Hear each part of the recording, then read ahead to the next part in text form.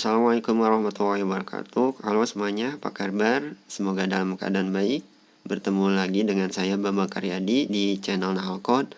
Pertemuan kali ini kita akan membahas mata pelajaran administrasi sistem jaringan untuk kelas 12, khususnya untuk teknologi komputer dan jaringan. Nah, pada pertemuan kali ini kita akan membahas tentang materi memilih dan mendaftar sebuah nama domain ya.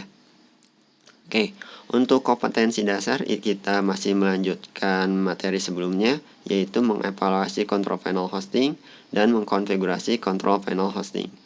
Nah, untuk indikator pencapaian kompetensinya diharapkan siswa-siswi dapat memahami, memilih, dan mendaftar domain ya. Oke, untuk tujuan belajar kita coba untuk mengulas bagaimana cara memilih dan mendaftar sebuah domain. Oke, mengkonfigurasi sebuah domain di cPanel, tentunya kita sudah membeli terlebih dahulu ya sebuah domain tersebut dengan nama yang kita ingin atau pilih ya, dan menyewa layanan hosting sesuai dengan kebutuhan. Nah, ini sekali lagi tentunya kita sesuaikan dulu, kita sesuaikan juga dengan budget kita. Nah, ada beberapa hal yang perlu diperhatikan ketika kita memilih atau mendaftar sebuah domain. Yang pertama yaitu nama dibuat menarik dan unik ya. Di sini agar pengunjung itu tertarik untuk mengunjungi website kita. Ketika di search di dalam mesin pencari, itu nama domain kita atau nama website kita itu berada pada peringkat teratas seperti itu. Nah, sekali lagi nama domain itu disarankan itu menggambarkan apa yang ada pada konten atau isi pada website kita. Misalnya code-nya ini identik dengan coding ya istilahnya, atau berhubungan dengan dunia IT bisa seperti itu. Atau Kujang Bogor ya. Kujang Bogor itu misalnya menarik terhadap apa yang berada di Bogor. Nah, ini Kujang itu misalnya ikoniknya.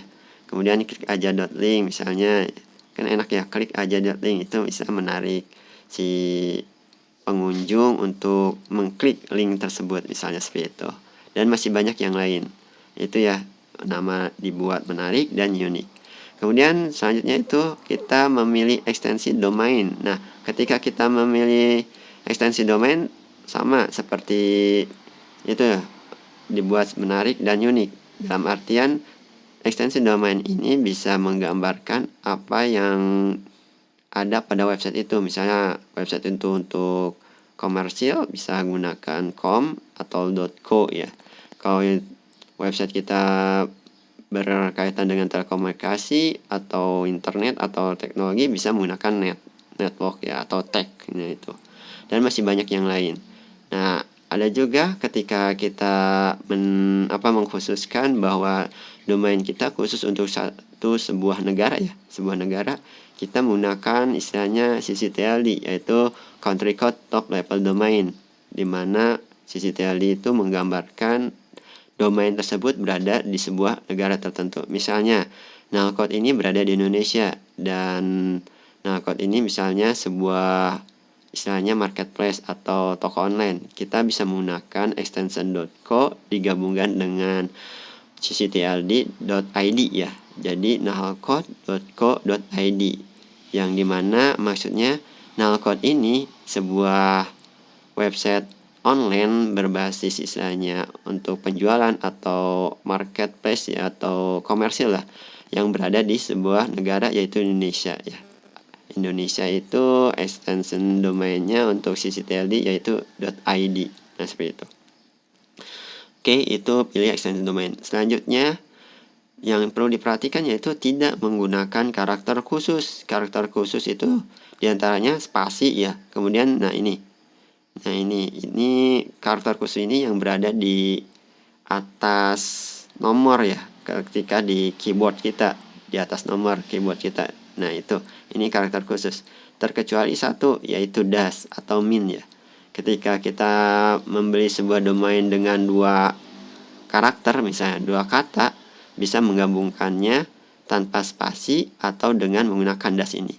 Misalnya di sini saya menggunakan nama Kujang Bogor ya. Kujang Bogor ini bisa dua kata kan, Kujang dan Bogor.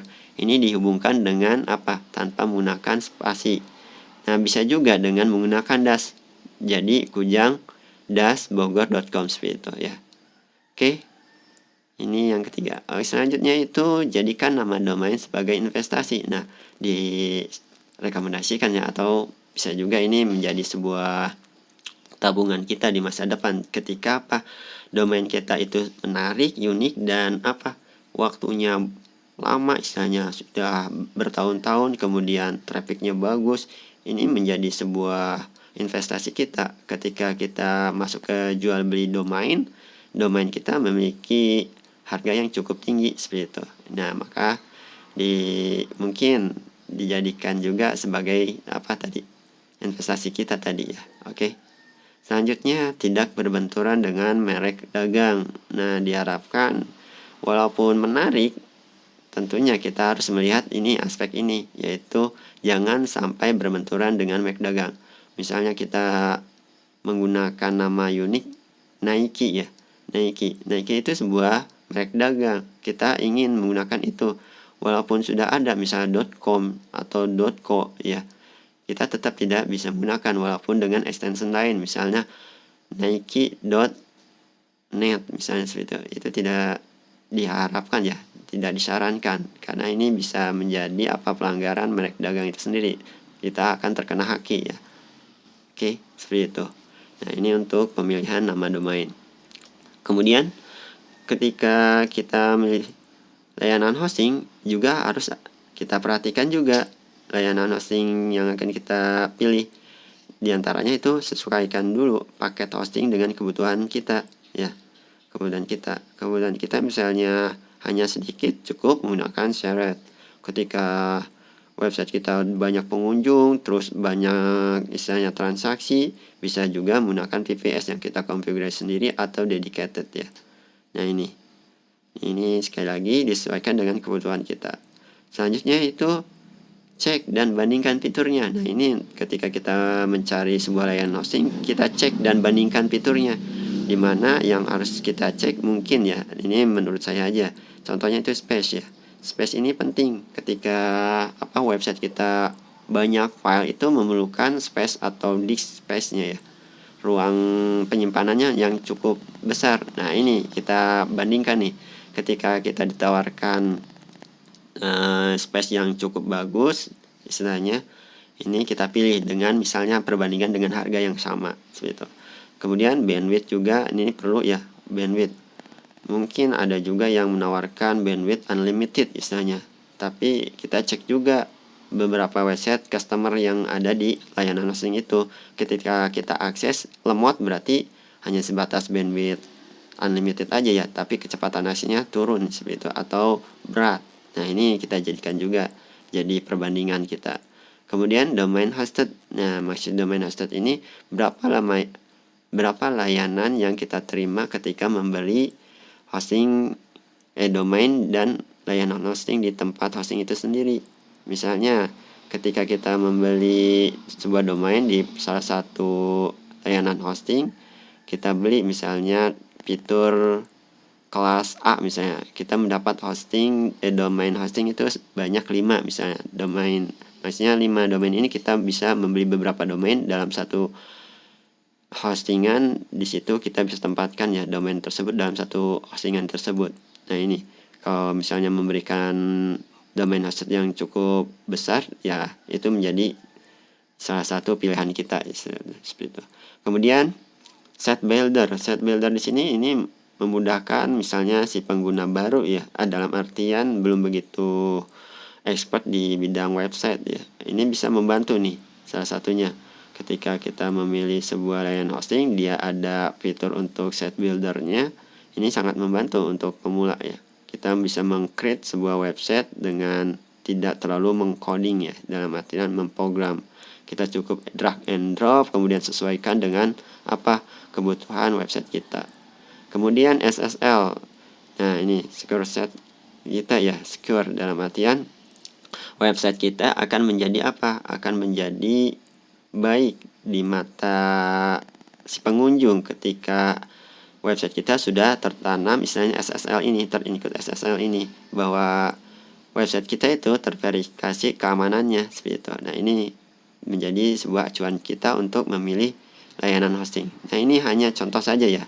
Hanya contoh saja, silakan bisa dibandingkan beberapa layanan hosting oleh spesifikasi yang ditawarkan.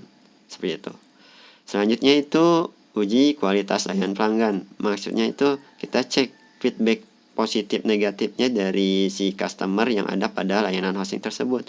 Jika ratingnya bagus, nah itu menjadi sebuah sebuah pilihan untuk kita memilih layanan tersebut. Kan ada juga ya yang harganya tinggi tapi layanan kurang bagus. Misalnya ketika kita komplain atau kita minta bantuan supportingnya, dijawabnya dengan ketus, itu nggak enak gitu ketika kita baca balasannya. Nah, ini menjadi sebuah pilihan ya, menjadi sebuah pilihan untuk memilih layanan hosting. Yang selanjutnya itu pilih lokasi server. Nah, ini perlu kita pertimbangkan juga ketika target market kita hanya sebuah lokal, misalnya negara kita sendiri. Ini direkomendasikan gunakan lokasi server pada lokal itu sendiri, walaupun harganya lebih tinggi dibandingkan dari lokasi server yang ada di luar seperti itu. Oke, sekali lagi pilih lokasi server yang tepat ya, sesuai dengan kebutuhan kita dan target market kita. Oke. Untuk alur registrasi nama domain itu sendiri yang perlu kita persiapkan minimal ya, itu kartu identitas kita ya, KTP atau password, kemudian email, kemudian nomor kontak jika diperlukan oleh si registrar. Nah, ketika kita mendaftar ke layanan tersebut, kita registrasi ya, kemudian kita upload nih kartu identitas kita dengan tentunya email yang aktif ya, email aktif. Nanti ketika sudah kita daftar, kemudian kita memilih sebuah domain, kemudian kita membayarnya, konfirmasi ke registrar, nanti akan dikirim sebuah akun login cPanel ke dalam email kita ya, ke email kita ya. Ataupun kita akan mendapat akun di web client di penyedia registrar ini atau layanan hosting. Nanti akun untuk login ke web layanannya ya, dan juga akun login cPanel yang dikirimkan melalui email kita. Nah, seperti itu ya. Jadi kita tidak perlu pusing juga ketika layanan yang kita beli itu sangat disupport ya oleh si registrar. Ini menjadi pertimbangan kita tadi memilih sebuah layanan hosting. Nah, yang perlu kita siapkan tadi, nama domain yang unik dan menarik yang merepresentasikan bahwa website itu sebuah layanan jasa atau branding atau yang lainnya ya. Kemudian kita daftarkan ke layanan hosting dengan extension domain yang kita pilih.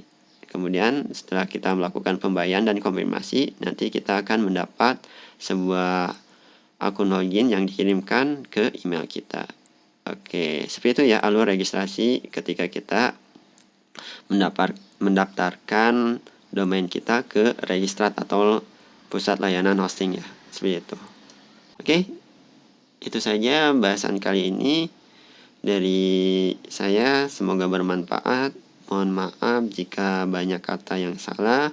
Billahi taufiq wa hidayah. Wassalamualaikum warahmatullahi wabarakatuh.